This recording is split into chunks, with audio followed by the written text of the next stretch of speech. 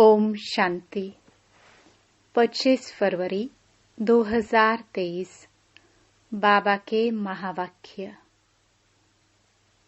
मीठे बच्चे, श्री श्री की श्रेष्ठ मत पर चलने से ही तुम नर से श्री नारायण बनेंगे।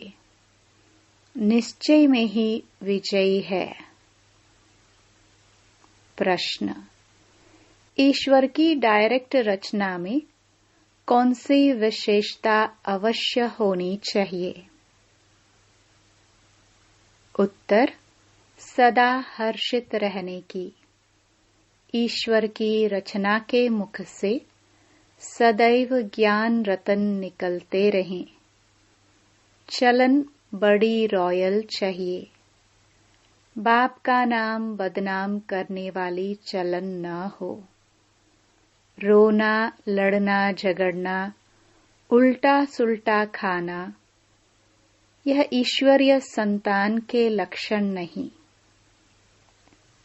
ईश्वर की संतान कहलाने वाले अगर रोते हैं, कोई अकर्तव्य करते हैं, तो बाप की इज्जत गवाते हैं। इसलिए बच्चों को बहुत बहुत संभाल करनी है। सदा ईश्वरीय नशे में हर्षित मुख रहना है। ओम शांति। बच्चों का मुखड़ा देखना पड़ता है। यह कोई साधु संत नहीं, बाप दादा और बच्चे हैं। इसको कहा जाता है ईश्वरीय कुटुंब परिवार। ईश्वर यानी परम पिता, जिनका बच्चा है यह ब्रह्मा। फिर तुम हो ब्रह्मा कुमार कुमारियां। वह है वर्ल्ड का फादर। यूं सारी दुनिया के 3 फादर तो होते ही हैं। एक निराकार बाप, दूसरा प्रजापिता ब्रह्मा, तीसरा फिर लौकिक बाप। परंतु यह किसी को भी पता नहीं है। चित्र आदि भी बनाते हैं, लेकिन जानते नहीं कि यह कब आए थे। शिव का भी चित्र है। ब्रह्मा विष्णु शंकर का भी चित्र है। परंतु वह क्या पाठ बजाते हैं? उन्हों का नाम क्यों गाया जाता है? यह कोई भी नहीं जानते। भल बहुत पढ़े हुए हैं, लाखों की संख्या लेक्चर सुनने जाती है, परंतु तुम बच्चों के आगे जैसे कुछ भी नहीं जानते। बिल्कुल ही तुच्छ बुद्धि हैं। बाबा आकर तुमको स्वच्छ बुद्धि बनाते हैं। तुम सब कुछ जानते हो। ऊंच ते ऊंच बाप है। अब नई रचना रच रहे हैं। नई दुनिया में नई रचना चाहिए ना। गांधी जी भी कहते थे, नई दुनिया नया राज्य चाहिए। भारत ही है जिसमें एक राज्य सतयुग में होता है। सिर्फ सूर्यवंशी लक्ष्मी नारायण का राज्य होता है, फिर चंद्रवंशी का राज्य होता है, तो सूर्यवंशी प्राय लोप हो जाता है। फिर कहा जाता है चंद्रवंशी राज्य। हाँ, वह जानते हैं कि लक्ष्मी नारायण हो करके गए हैं, परंतु कहलाएगा राम सीता का राज्य। तो ब्रह्मा कोई क्रिएटर नहीं है, रचयिता एक बाप है। शिव बाबा रचता आते हैं, आकर बतलाते हैं कि मैं कैसे नई रचना रच रहा हूँ। ब्रह्मा द्वारा तुम ब्राह्मणों को रच रहा हूँ, तो बाप से जरूर वर्षा मिलना चाहिए। यह थोड़ी सी बात भी कोई समझ जाए तो 21 जन्मों के लिए अहो सौभाग्य। कभी भी दुखी व विधवा नहीं होंगे। यह किसकी बुद्धि में पूरा नशा ही नहीं है बहुत सहज। गीत तकदीर जगाकर आई हूँ। ओम शांति। तुम आते हो इस पाठशाला में। किसकी पाठशाला है? श्रीमद् भागवत की पाठशाला। फिर उनका नाम गीता रख दिया है। श्रीमद् श्रेष्ठ ते श्रेष्ठ परमात्मा की है। वह अपने बच्चों को श्रेष्ठ मत दे रहे हैं। आगे तो तुम रावण की आसुरी मत पर चलते आए हो। अब ईश्वर बाप की मत मिलती है। मैं सिर्फ तुम्हारा बाप नहीं हूँ, तुम्हारा बाप भी हूँ, टीचर भी हूँ, सतगुरु भी हूँ। जो हमारे बनते हैं, कहते हैं शिव बाबा ब्रह्मा मुख द्वारा हम आपके बन गए। प्रतिज्ञा करते हैं मैं आपकी हूँ, आपकी ही रहूंगी। बाबा भी कहते हैं तुम हमारे हो। अब मेरी मत पर चलना। श्रीमत पर चलने से तुम सो श्रेष्ठ लक्ष्मी नारायण बन जाएंगे। गारंटी है। कल्प पहले भी तुमको नर से नारायण, नारी से लक्ष्मी बनाया था। ऐसा कोई मनुष्य कह ना सके। किसको कहने आएगा नहीं। यह बाप ही कहते हैं मेरे बच्चे, मैं तुमको राजयोग सिखलाकर फिर से स्वर्ग का मालिक बनाता हूँ। सतयुग है अल्लाह की दुनिया। भगवती भगवान को अल्लाह कहेंगे। इस समय सब उल्टे लटके हुए हैं। चील आकर टूंगा लगाती है ना। यहाँ भी माया टूंगा लगा देती है। दुखी होते रहते हैं। अभी बाप कहते हैं तुमको इन दुखों से, विषय सागर से क्षीर सागर में ले चलते हैं। अब क्षीर सागर तो कोई है नहीं। कह देते हैं विष्णु सूक्ष्म वतन में क्षीर सागर में रहते हैं। यह अक्षर महिमा के हैं। अब मैं ज्ञान सागर तुम बच्चों को स्वर्ग का मालिक बनाता हूँ। तुम काम चिता पर बैठने से जलकर काले बन जाते हो। मैं आकर तुम पर ज्ञान वर्षा करता हूँ, जिससे तुम गोरे बन जाते हो। शास्त्रों में यह अक्षर हैं। सागर राजा के बच्चे जल मरे थे। बातें तो बहुत बना दी हैं। अभी बाप कहते हैं यह सब बातें बुद्धि से निकालो। अब मेरी सुनो। संशय बुद्धि विनश्यन्ति। अब मुझ पर निश्चय रखो तो निश्चय बुद्धि विजयंती। विजय माला के दाने बन जाएंगे। माला का राज भी समझाया है। जो अच्छी सर्विस करते हैं उनकी विजय माला बनती है। सबसे अच्छी सर्विस करने वाले दाने रुद्र माला में आगे जाते हैं। फिर विष्णु की माला में आगे जाएंगे। नंबरवार 108, फिर 16,000 की भी माला ऐड करो। ऐसे नहीं सतयुग त्रेता में सिर्फ 108 ही प्रिंस प्रिंसेस होंगे। वृद्धि होते माला बढ़ती जाती है। प्रजा की वृद्धि होगी तो जरूर प्रिंस प्रिंसेस की भी वृद्धि होगी।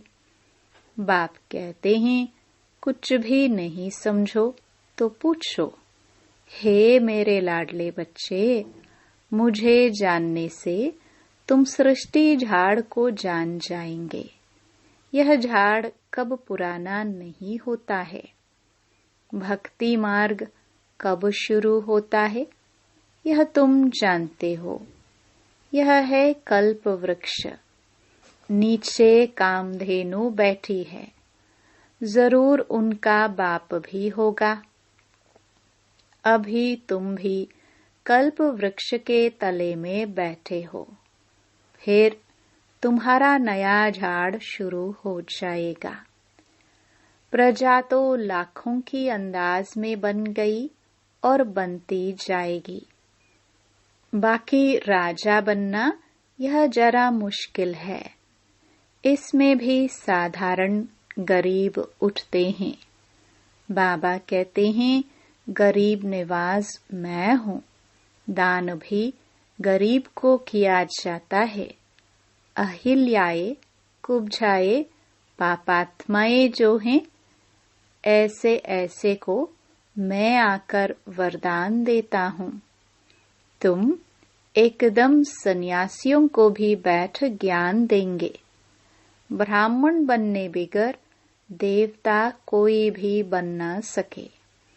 जो देवता वर्ण के थे वह ब्राह्मण वर्ण में आए, तब फिर देवता वर्ण में जा सके। तुम मात पिता गाते तो सब हैं, परंतु अब तुम प्रैक्टिकल में हो। यह है ब्राह्मणों की नई रचना। ऊंच ते ऊंच छोटी ब्राह्मण, ऊंच ते ऊंच भगवान, फिर ईश्वरीय संप्रदाय। तो तुमको इतना नशा रहना चाहिए। हम ईश्वर के पोत्रे पोत्रिया प्रजापिता के बच्चे हैं। अब ईश्वर के बच्चे तो सदैव हर्षित रहने चाहिए, कभी रोना नहीं चाहिए। यहाँ बहुत ब्रह्मा कुमार कुमारियाँ कहलाने वाले भी रोते हैं, खास कुमारियाँ। पुरुष रोते नहीं हैं, तो रोने वाले नाम बदनाम कर देते हैं।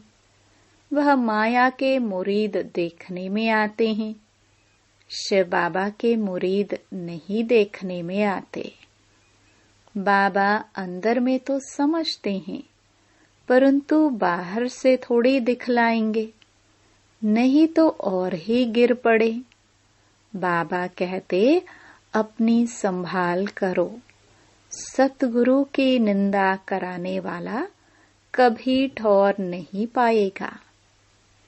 वह समझ लेवे हम राजगद्दी कभी नहीं पाएंगे।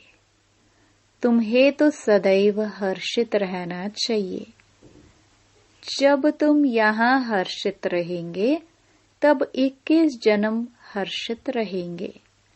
भाषण करना कोई बड़ी बात नहीं, वह तो बहुत सहज है।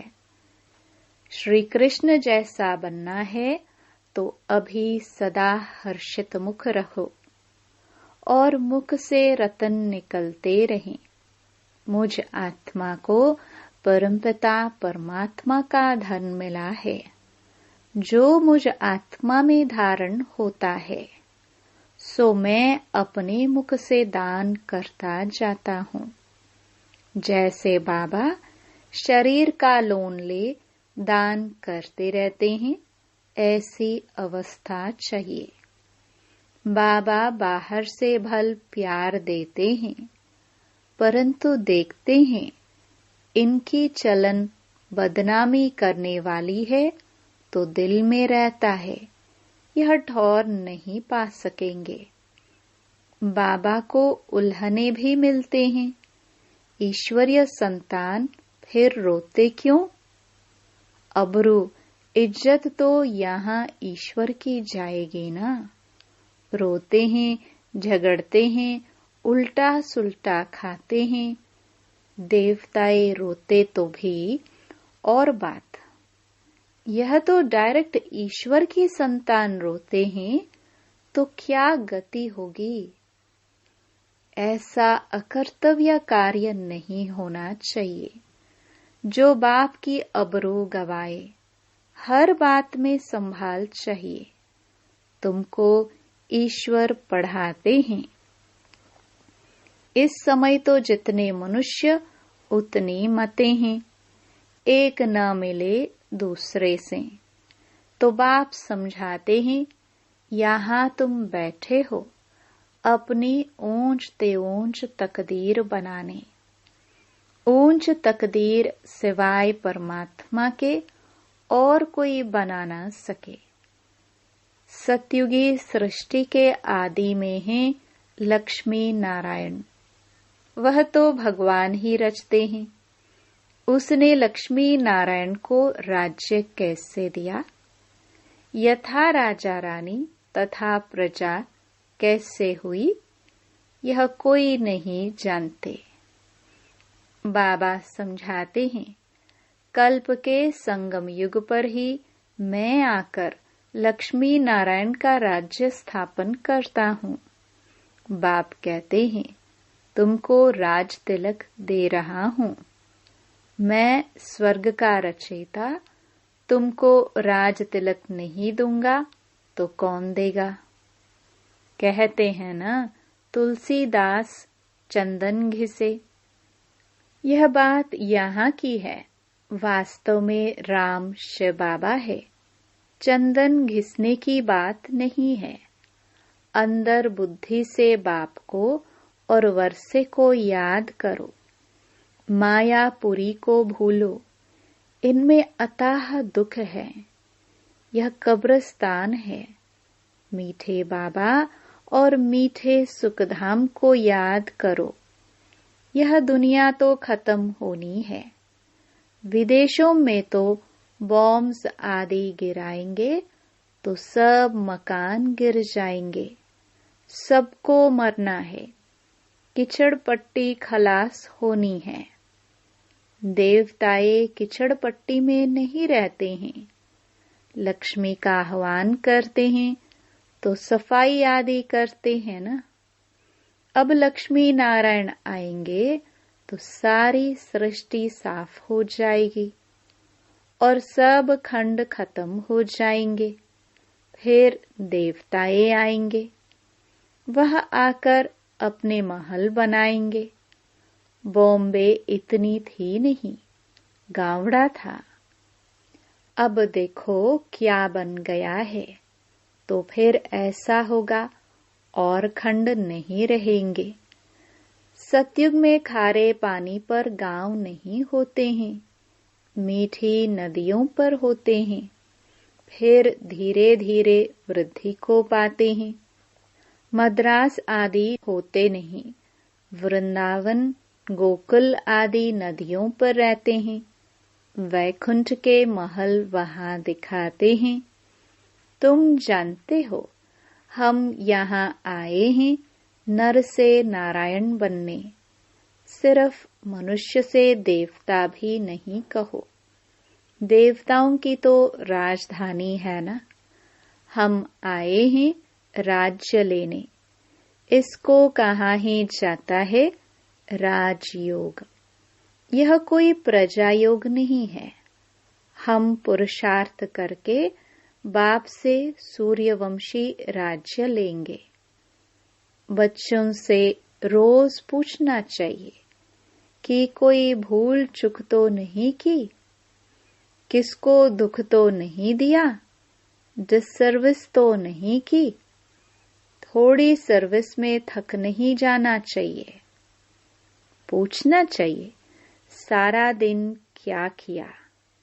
झूठ बोलेंगे तो गिर पड़ेंगे।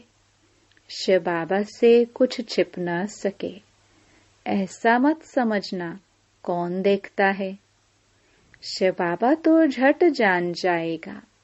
मुफ्त अपनी सत्यानाश करेंगे। सच बताना चाहिए, तब ही सतयुग में नाच करते रहेंगे। सच तो बिठो नच, खुशी में बहुत हर्षित मुख रहना चाहिए। देखो, स्त्री पुरुष हैं, एक के सौभाग्य में स्वर्ग की बादशाही हो, दूसरे के भाग्य में नहीं भी हो सकती हैं। कोई का सौभाग्य है जो दोनों हथियाला बांधते, हम ज्ञान छता पर बैठ इकट्ठे जाएंगे। तुम बच्चे जगदम्बा माँ की बायोग्राफी को जानते हो और कोई 84 जन्म मानेंगे नहीं। उनको भुजाएं बहुत दे दी हैं तो मनुष्य समझेंगे यह तो देवता हैं, जन्म मरण रहित हैं। अरे, चित्र तो मनुष्यों का है ना, इतनी बाहें तो होती नहीं। विष्णु को भी 4 भुजाएं दिखाते हैं प्रवृत्ति को सिद्ध करने के लिए। यहाँ तो 2 भुजाएं ही होती हैं। मनुष्यों ने फिर नारायण को 4 भुजा, लक्ष्मी को 2 भुजाएं दी हैं। कहाँ फिर लक्ष्मी को 4 भुजाएं दी हैं? नारायण को सांवरा, लक्ष्मी को गोरा बना दिया है। कारण का कुछ भी पता नहीं पड़ता। तुम अभी जानते हो, देवताएं जो गोरे थे, द्वापर में आकर जब कामचिता पर बैठते हैं तो आत्मा काली बन जाती है। फिर बाप आकर उनसे काले से गोरा बनाते हैं। अच्छा, मीठे मीठे सिखिलदे बच्चों प्रति माता पिता बाप दादा का याद प्यार और गुड मॉर्निंग। रूहानी बाप की रूहानी बच्चों को नमस्ते। धारणा के लिए मुख्य सार। पहला, मीठे बाबा और मीठे सुखधाम को याद करना है। इस मायापुरी को बुद्धि से भूल जाना है। दूसरा, सर्विस में कभी थकना नहीं है। विजय माला में आने के लिए अथक हो सर्विस करनी है। शिव बाबा से सच्चा रहना है। कोई भूल चूक नहीं करनी है। किसी को दुख नहीं देना है। वरदान, एक के पाठ द्वारा निराकार आकार को साकार में अनुभव करने वाले वरदानी मूर्त भव। सिर्फ एक का पाठ पक्का करके वरदाता को राजी कर लो तो अमृत वेले से रात तक हर दिनचर्या के कर्म में वरदानों से ही पलते चलते उड़ते रहेंगे। वह एक का पाठ है, एक बल, एक भरोसा, एक मत, एक रस, एकता और एकांत प्रिय। यह एक शब्द ही बाप को प्रिय है। जो इस एक का पाठ पक्का कर लेते हैं, उन्हें कभी मुश्किल का अनुभव नहीं होता। ऐसी वरदानी आत्मा को विशेष वरदान प्राप्त होता है, इसलिए वे निराकार आकार को जैसे साकार अनुभव करते हैं। स्लोगन, किसी से किनारा करके अपनी अवस्था बनाने के बजाय सर्व का सहारा बनो। ओम शांति।